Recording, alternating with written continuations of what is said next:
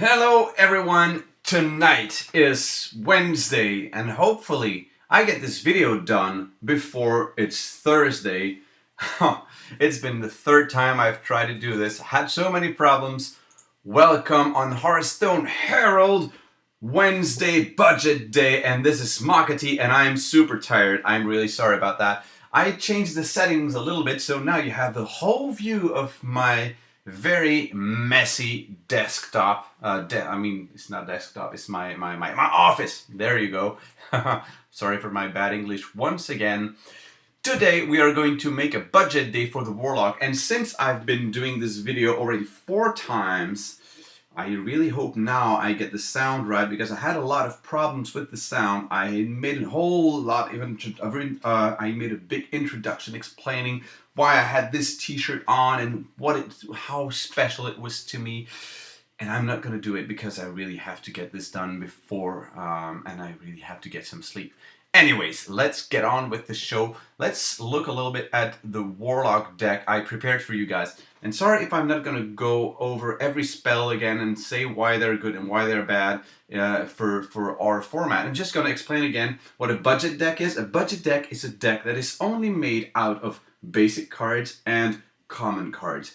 Forget the rares, forget the epics, forget the legendaries even more. No, we just stick to those cards that are gonna be very easy to get for people who, probably like you, want to be able to quickly get a deck that works and that has a little theme, that's something going. And I always like to add a little touch to my decks, especially for budget day, because I want them to be a little bit special. I don't want to be like every deck you're gonna see lying around. So let's have a look now at the deck that I prepared for you guys. The basic idea around this deck, well, let's first think about the hero power of the Warlock. You get to draw 1 card at the cost of 2 mana and 2 life. So basically you take a sacrificial dagger.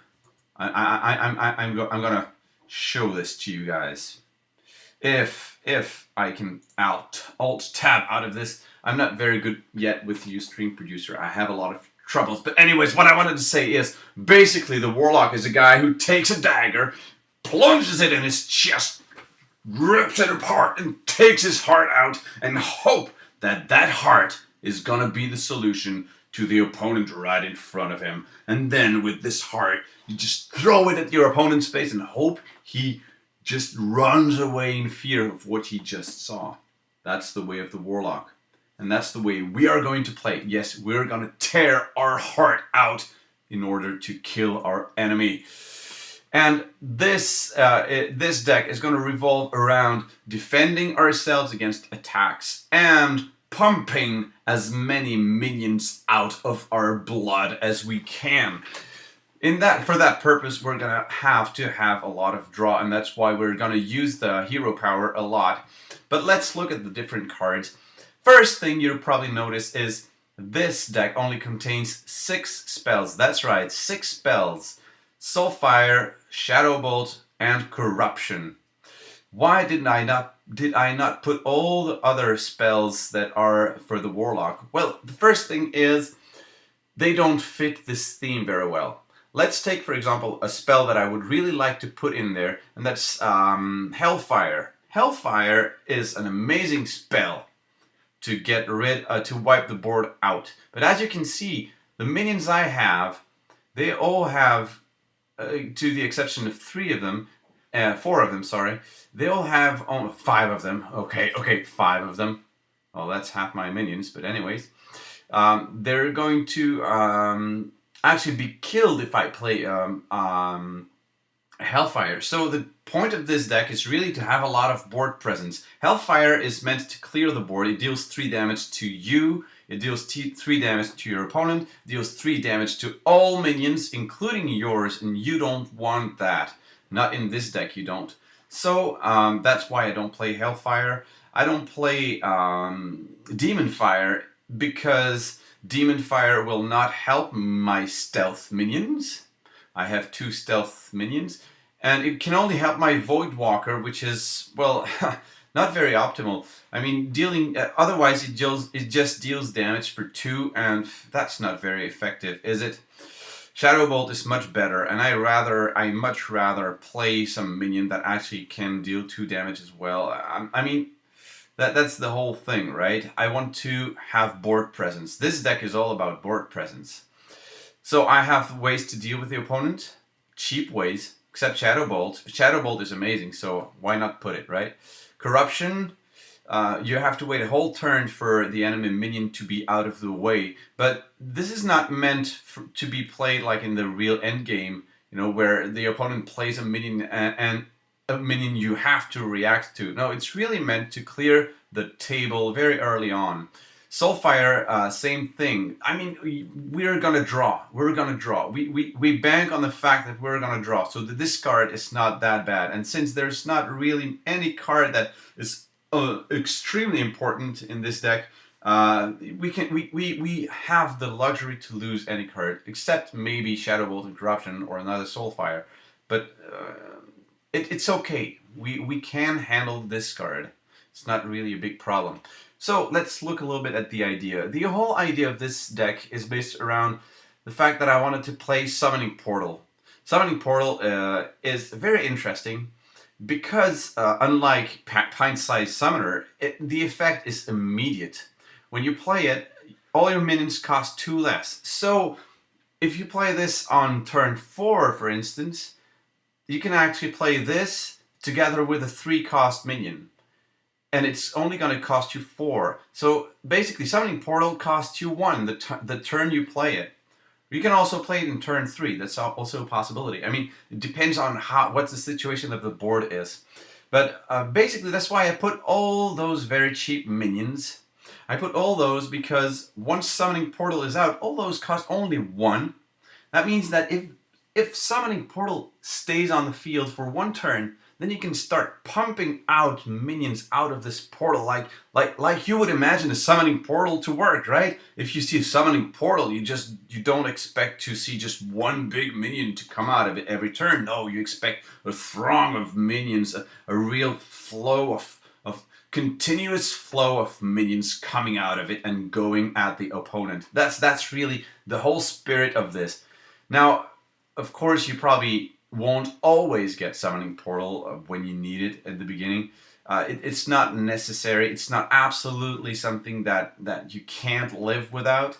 That's why I put so many cheap cost allies. If I went for a Summoning Portal deck that would only bear big fat bodies, first, I'm only playing a common and basic set minions, basic set deck. And the problem here, if we want to go with big fat minions, is that there's not really many minions that are huge. The highest cost minion is 7 cost. It's the War Golem. It's a 7/7. It's the biggest, fattiest, most impressive minion that you can get. And it's not impressive enough to bank on going for a very late game thing.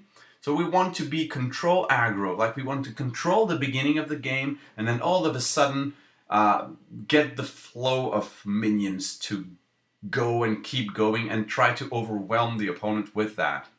That's why we're going to need a lot of draw power. So we have it with the hero power, but we also have it with Cult Master. When one of your other minion dies, we draw a card, and I think that's going to occur. I think that Cult Master actually can net us a lot of cards. What did I put else? I put a lot of taunt minions, but taunt minions, to the exception of Shield Bearer, taunt minions that actually have board presence.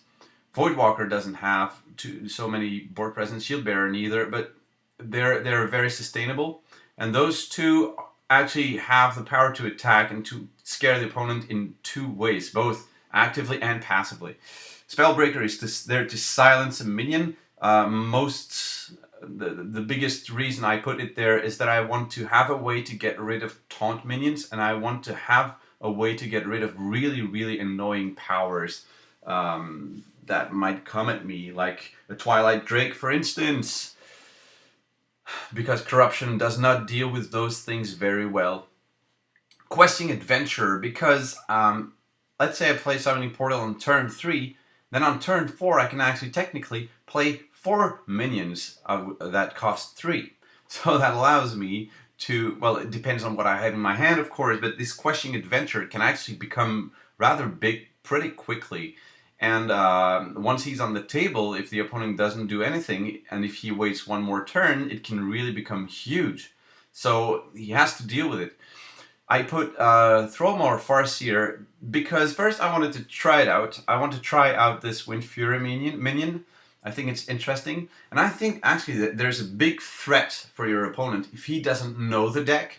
He might think, oh, okay, he might have Power Overwhelmed, and actually double Power Overwhelmed on Thrallmore Farseer makes it a big threat because you can attack, you can pump it and make it a 10-11 minion that has Wind Fury, and then attack twice and completely destroy the opponent. Like it's a 20 damage threat on the board. So I kind of see this one as a big bait for your opponent, like something that he really wants to deal with because he's scared of it. I don't expect it to actually survive, but if it does, it will still do considerable damage, in my opinion. Ironfur Grizzly for the taunt, together with the Shieldmaster, and then the Stormwind Champion as a later gameplay, because he'll just boost all those minions. And hopefully, with all this, we can have actually a deck that kind of works decently, even against bigger geared decks. That's the deck. I hope that you like it. I hope that you like the idea of it. I really look forward to see your comments. I hope you enjoyed this. I'm sorry this is a short video with very little explanations, and I'm tired. But I really wanted to do this video. I said it was going to be. I said it was going to be every Wednesday, and it's going to be every Wednesday, except next week and the week after, because I'm going to be on vacation in France with my lovely wife. But until then, I'll see you tomorrow, because tomorrow is Thursday, and Thursday is play day, and I already have recorded a couple of games. I didn't watch them back yet, see if the sound was all right. I hope it is. If it's not a problem. I'm gonna be a little bit on cockatrice. I'm gonna be playing some games with my Warlock deck and watching some games from other Warlocks and seeing how the Warlock feels, how the Warlock works. I really hope you enjoy this, and I'll see you tomorrow. Bye-bye.